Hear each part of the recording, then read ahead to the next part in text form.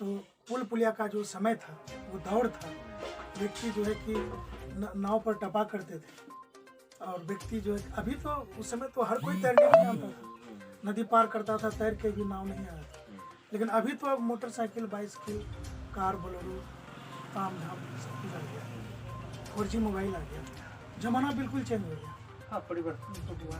अभी अगर आप क्षेत्र में जाते हैं घूमने के लिए और नदी टपना हो, तो सोचना नहीं पड़ता है कि अब नदी का टेंशन है, सीधा बाइक ही पुल पार हो गए। तो वो ज़माना जो है कि एक समय था, और आज का जो ज़माना है वो परिवर्तन का दौर में। नमस्कार साथियों, मैं हूँ जितेंद्र कुमार और आप देख रहे हैं India public news Kadwa Katihar. हमारे साथ जो शख्स हैं काफ़ी पुराने हैं और लंबे समय तक राजनीति में अपना योगदान दिए हैं। उनसे हमने चर्चा किया उस समय के ज़माने की बात, जिस समय राजनीति में जीप गांव में दौड़ती थी और बाढ़ के समय में वो सारा चीज़ बंद हो जाता था। जिस समय सूखा होता था, चुनाव होता था, जीप आता था, जीप पर पोस्टर लगे होते थे नेता के, तो उस समय की थोड़ा चर्चा हमने किया और बड़ा ही मज़ा। और अभी तो हर जगह पुल पुलिया बन चुका है, परिवर्तन हो चुका है, मोबाइल से सब कुछ हो रहा है। आज के दौर में जो है कि हम विजय जी से जानेंगे। विजय जी, सर्वप्रथम आप जो है दर्शकों को अपना संवाद के रूप में और परिचय दे दीजिए जरा। नमस्कार, मैं विजय दास मंडल, जदयू कदवा कटिहार। काफ़ी खुशी हो रही है विजय जी से मिलकर के। 88-89 के दौर से ये राजनीतिक गतिविधि को देख रहे हैं, जिस समय के लालू यादव का उत्थान हो रहा था, यानी कि यहाँ के क्षेत्र में युवराज सिंह की चर्चा चली, वो पैदल मार्च करते थे, विजय जी हमको बताए थोड़ी देर पहले। तो उस समय की राजनीति से लेकर के अभी का जो दौर है, राजनीतिक का जो परिवेश का जो चेंजिंग हुआ है, विजय जी अब कैसा लग रहा है? अभी का जो राजनीतिक दौर है अब कैसा लग रहा है? परिवर्तन तो हुआ है, थोड़ा जोरदार शब्द में बताइए। परिवर्तन तो हुआ है, निश्चित तौर पर परिवर्तन हुआ है, लेकिन जिस अनुरूप होना चाहिए समय को देखते हुए वो चीज नहीं हो पाया है। जैसे अभी आप चलिए ग्रामीण इलाके में जो रोड, पुल पुलिया का स्थिति है, तो वो तो अंतिम पंक्ति पर है, उनका भी विकास होगा। नहीं, अंतिम पंक्ति पर आप कैसे मानिएगा? अच्छा, हम भी इसी क्षेत्र के। नहीं, देखिए, भोज भात में जो कोई पीछे बैठता है तो उसको पीछे मिलता है सब कुछ। नहीं, तो ऐसा भी तो देखा गया है। नहीं, ऐसी बात नहीं होनी चाहिए। अच्छा। क्योंकि ये महानंदा, हमारे क्षेत्र में जो महानंदा, कई नदियां हैं, महानंदा है, आपका कोसी है, रीगा है, ये 2-3 नदियां का जो यहाँ कदवा में जल स्तर का जो संग्राम उठता है, तो उस समय कदवा टूट फूट जाता है। हाँ, टूट फूट जाता है, जिसके चलते तोड़ मरोड़ सारा कुछ हो जाता है, लोग परेशान हो जाते हैं। हाँ, बार ये कदवा बनता है, बार बिखर जाता है। तो सरकारी सुविधा तो आती है, NDRF की टीम आती है, डूबे हुए लोगों को बचाती है, तमाम तरह का प्रशासनिक सुविधाएं तो मिलती है। तो ऐसे में आप विकास के दौर को आप कहाँ तक देखते हैं? नहीं, देखिए, वो चीज रक्षा करना वो अलग बात है। अच्छा, लेकिन कदवा को सजाना ये अलग बात है। मतलब कुछ ऐसा हो कि ऐसा समस्या उत्पन्न नहीं। हाँ, बार अगर समस्या उत्पन्न होती है तो उनसे आप कहीं ना कहीं नुकसान है, सबको नुकसान है। अब मान लेते हैं, ठीक है, अभी बाढ़ आई, हम टूट गए, फिर पुनः संभले, फिर बाढ़ आई, टूट गए, तो इससे तो विकास नहीं होगा। इस समस्या का निदान के लिए कुछ ठोस उपाय होने चाहिए। इन कदवा में विकास की गंगा बहती है और हर बार जो है विकास जो है फिर अपने जगह पर चल जाता है।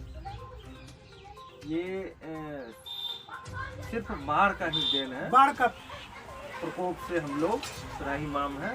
इसका अस्थायी निदान होना चाहिए। बाढ़ से तो फायदा भी होता है ना, खेतों में पानी आ जाता है तो खाद का गर्मी वगैरह भी तो निकल जाता है। फायदा कम, नुकसान ज्यादा है।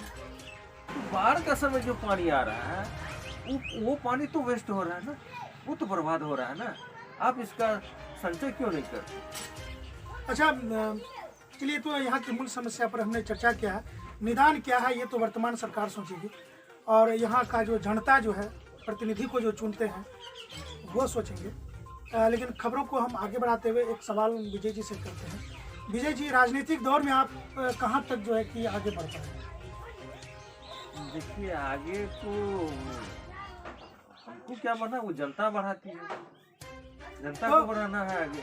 अधिकांश व्यक्ति जो है राजनीतिक दौर में जो है कि कहीं ना कहीं वो किसी पद पर पहुंच चुके हैं, तो ऐसा भी तो आपके भी मन में होगा कि हम भी सेवा कर रहे हैं जनता का, तो जनता हमको भी प्रतिनिधि के रूप में चुने, मन में तो होता होगा। देखिए, मन में तो बहुत कुछ होता है, मन से नहीं होता है। आप कितना जनता के बीच उनके हृदय में बसते हैं, उनका सेवा करते हैं, उनको कितना सम्मान देते हैं, कितना उनके दुख दर्द में आप खड़ा उतरते हैं, तभी आपको जनता सम्मान देगी या अपना अधिकार आपको देगा प्रतिनिधित्व करने के लिए।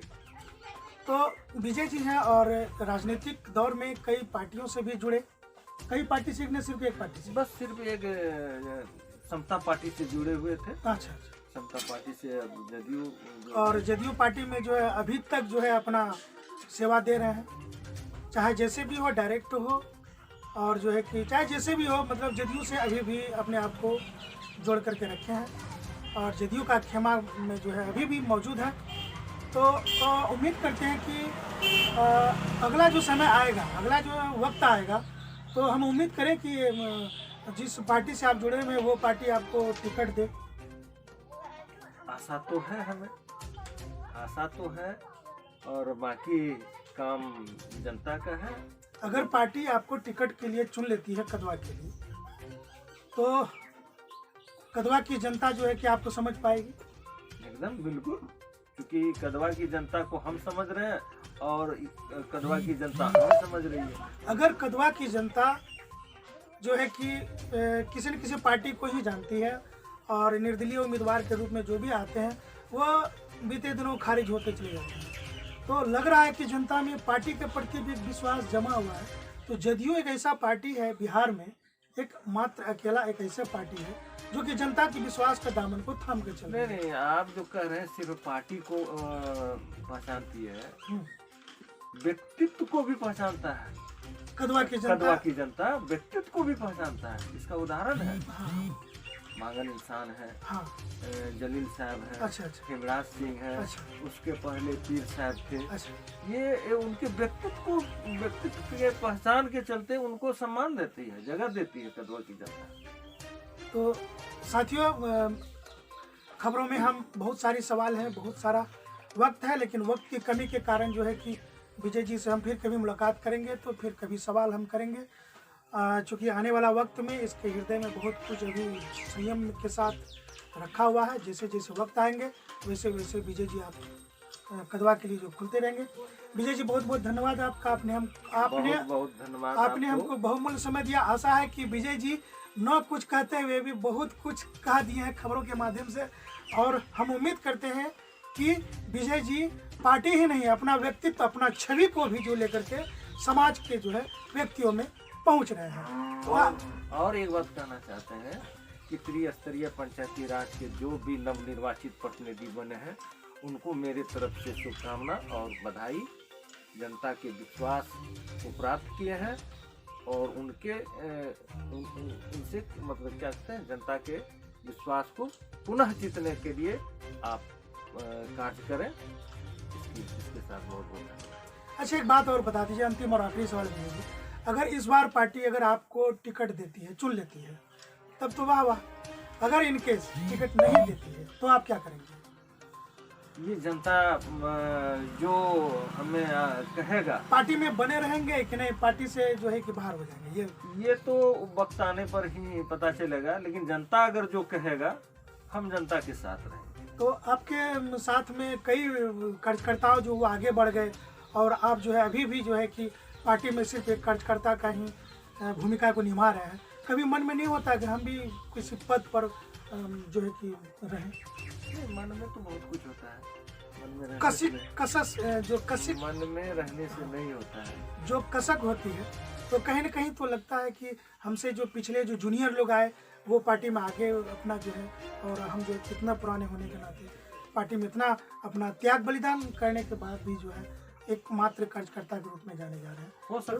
हो सकता है कि हमें कहीं न कहीं कमी हो, तो उस कमी को ढूंढेंगे हम एकदम ढूंढने का प्रयास करेंगे। तो पुनः उम्मीद करें कि इस बार का जो चुनाव होगा, चाहे वो बिहार विधानसभा का चुनाव हो, चाहे वो आपका सांसद का चुनाव हो, जिसमें कि जदयू का जो है दामन आप थामे रहेंगे, एकदम निश्चित तौर पर। तो इन्होंने बिल्कुल कह दिया है कि चाहे पार्टी है उनको टिकट देती है चाहे नहीं देती है, चाहे जो भी है, पार्टी का जो बैनर है हमेशा जो इसके हृदय में रहेंगे।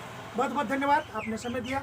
हम अगली मुलाकात फिर एक जुझारू और दमदार व्यक्ति से कराएंगे जिसके हृदय में समाज के प्रति जो है सेवा करने का जज्बा रखते हैं। नमस्कार।